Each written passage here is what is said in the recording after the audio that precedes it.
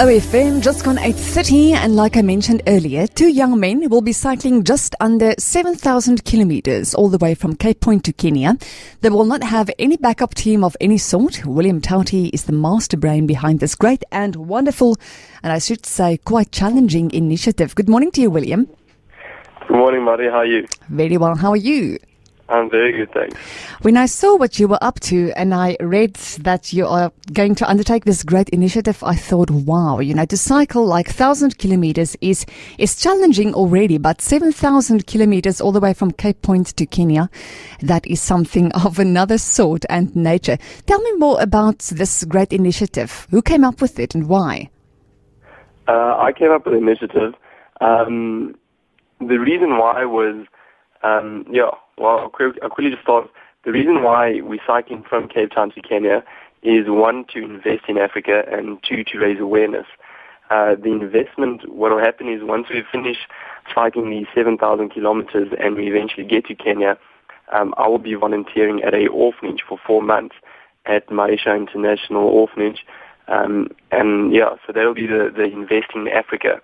And I'll be doing that for 4 months, and I'll be investing all my time and skills and professional knowledge. And then the raising awareness of Africa will happen along the road, because the cycling is very intentional. What we wish to accomplish through the cycling is, when we sleep in all the small little rural villages next to the road and so on and so forth, we're going to be spending time with the people, playing soccer with the kids, listening to their stories, their heartaches, their joys, all that kind of stuff. And then we're going to have a computer with us, a laptop, and we're going to be blogging about this.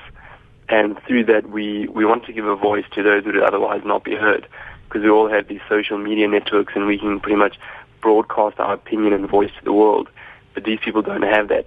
And I really think that they represent a true reflection of the real Africa, and not just the Africa that we see in the media and we hear about in all the newspapers. So it's definitely a big part of it too, is raising awareness about Africa, to giving a voice to those that otherwise not be heard, and allowing people to kind of see Africa in everyday life through average African's perspective. We are speaking to William Tauti. He's the master brain and great initiator of a cycling journey.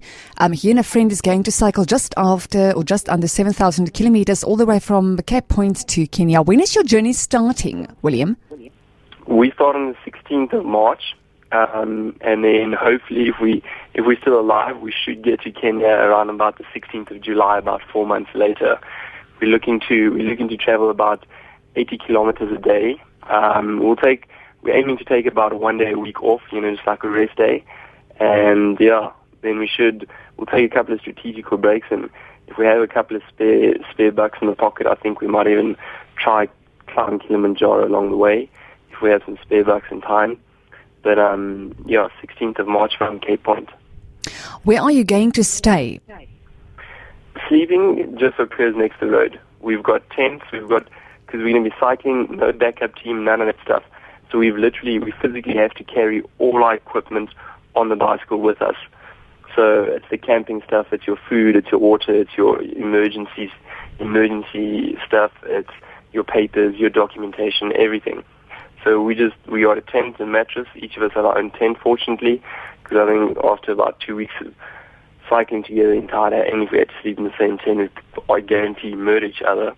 But no, we'll just be sleeping next to the road, pull over once we've cycled 80 k's a day, and have a good rest.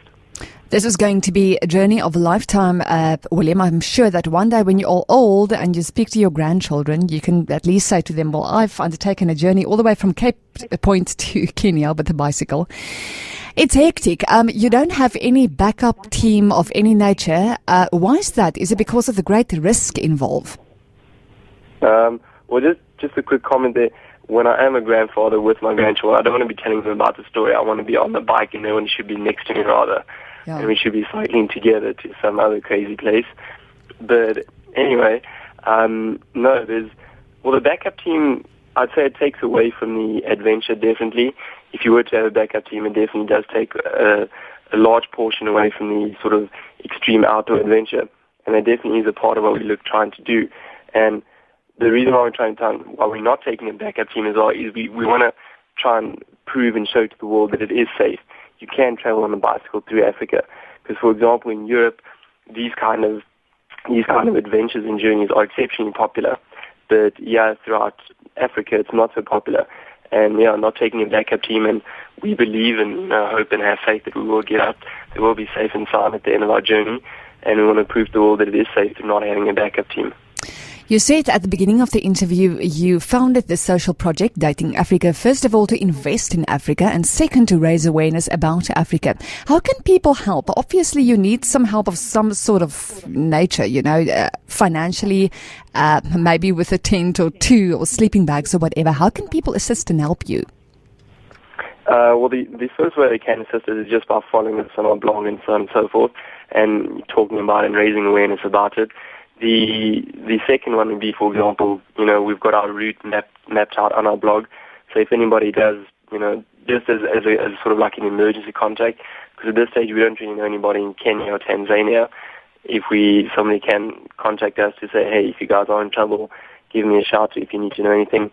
And then thirdly, the financial aspect is obviously always the biggest aspect. We can't lie about it. We're going to be unemployed pretty much for 8 months and relying on a couple of bucks we've saved and other people's donations. But I cannot deny that the Vryburg community, Vryburg's where I'm from, sorry, the Vryburg community at this stage has been exceptionally kind and welcoming. Just to mention a quick couple of names, I just want to say thanks to Lou Supercourse, Pick and Pay Vryburg, GMW Motors, Karush, Kortzilla and Swanepoel Attorneys, Bring Properties, Arbor-Bester, and at this stage my main sponsor, PPC Cement Vryburg. Just a massive thanks to them, especially PPC Cement Vryburg, who just really had faith in the project and invested in it so far. So we have been very fortunate, but we definitely still do require additional support. But like I said, it doesn't necessarily have to be additional support as well. People can, we need tents, we need sleeping bags, stuff like that. So if people just want to give that, that's perfectly fine too. William, you spoke about your blog. Can you just give us an indication where to find it on the World Wide Web? Okay. The easiest to find it is for not to Google it, but rather just to enter it in the URL address bar directly.